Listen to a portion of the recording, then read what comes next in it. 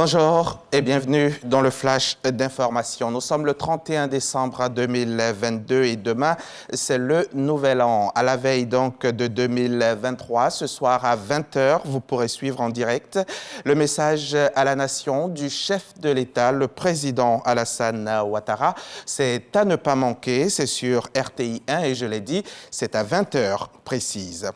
2022 a été marqué par une lutte accrue contre le terrorisme. Le ministre d'État, ministre de la Défense, Téné Birahima, s'est rendu hier à Toubou, localité de la région du Bonkani, à la frontière avec le Burkina Faso. Il y était au nom du chef de l'État pour exprimer la reconnaissance et la gratitude de la nation aux soldats engagés pour la lutte contre le terrorisme sur cette ligne de front. Une rencontre donc qui avait à sa clé un partage de repas. Les précisions de Kader Sogodogo à suivre également dans le 13 h. Ce sont 18 000 agents des forces de défense et de sécurité qui sont chargés de sécuriser l'ensemble du territoire national en cette période de fin d'année. Plusieurs postes d'alerte de premiers secours sont déjà opérationnels. Le ministre de l'Intérieur et de la Sécurité, qui en a visité quelques-uns dans la nuit d'hier à aujourd'hui, a engagé les agents à la rigueur absolue.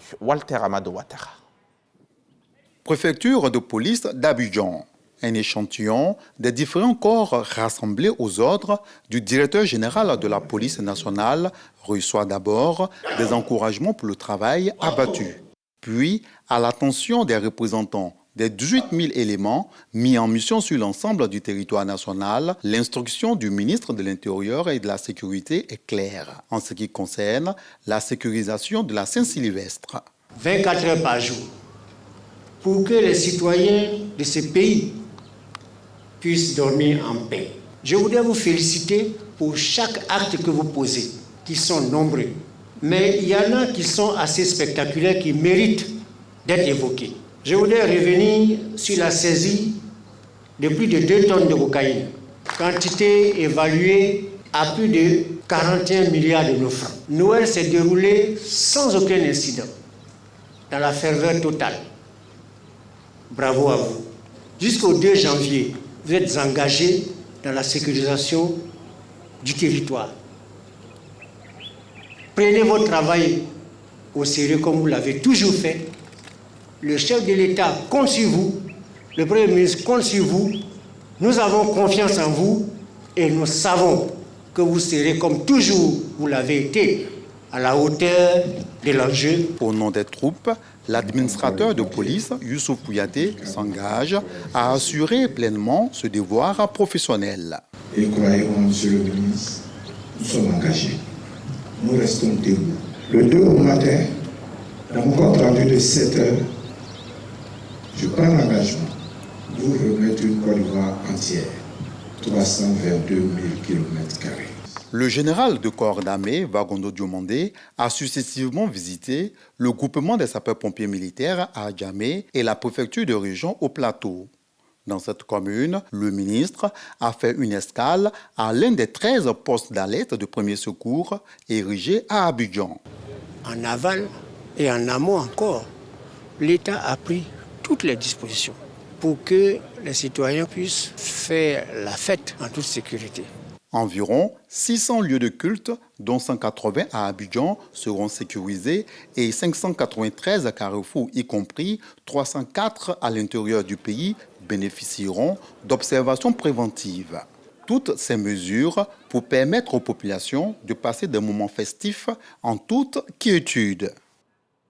Et on peut le dire, l'indice de sécurité de la Côte d'Ivoire est passé d'1,3 l'année dernière à 1,2 cette année.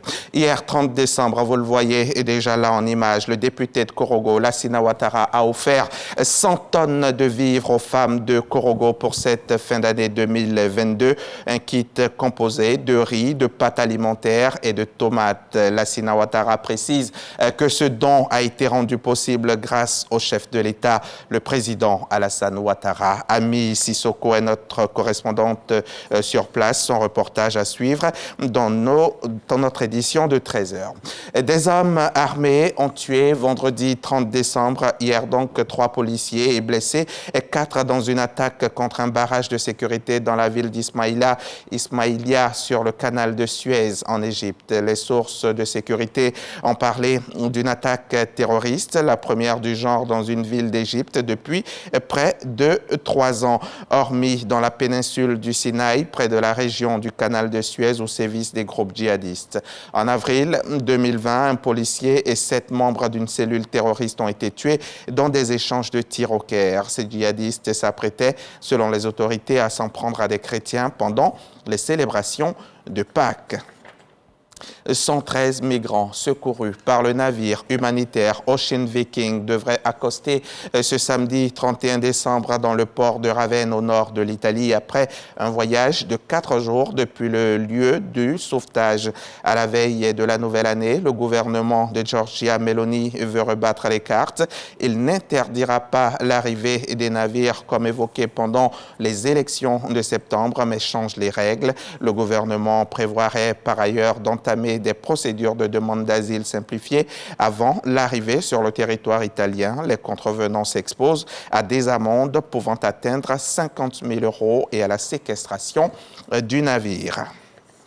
Le président brésilien Jair Bolsonaro a quitté le Brésil hier vendredi pour les États-Unis, 2 jours avant la fin de son mandat et l'intronisation de son successeur, Luiz Inácio Lula da Silva, à Brasilia.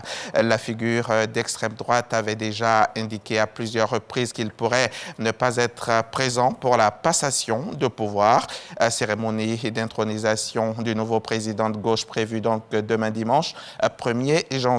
Très silencieux depuis sa défaite à la présidentielle, Jair Bolsonaro s'est adressé à ses partisans sur les réseaux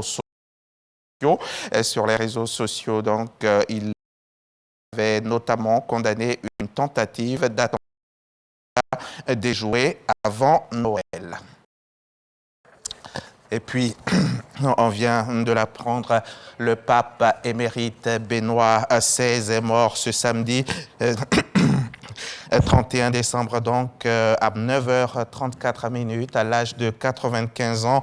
C'est ce qu'a annoncé le Vatican. Il a marqué, on se souvient, il a marqué à tout jamais l'histoire de la papauté en annonçant sa renonciation en février 2013. Souvenez-vous, Joseph Ratzinger avait été pape. Il avait été élu pape en 2005. Fin donc de ce flash. On se retrouve à 13h pour développer tout ça.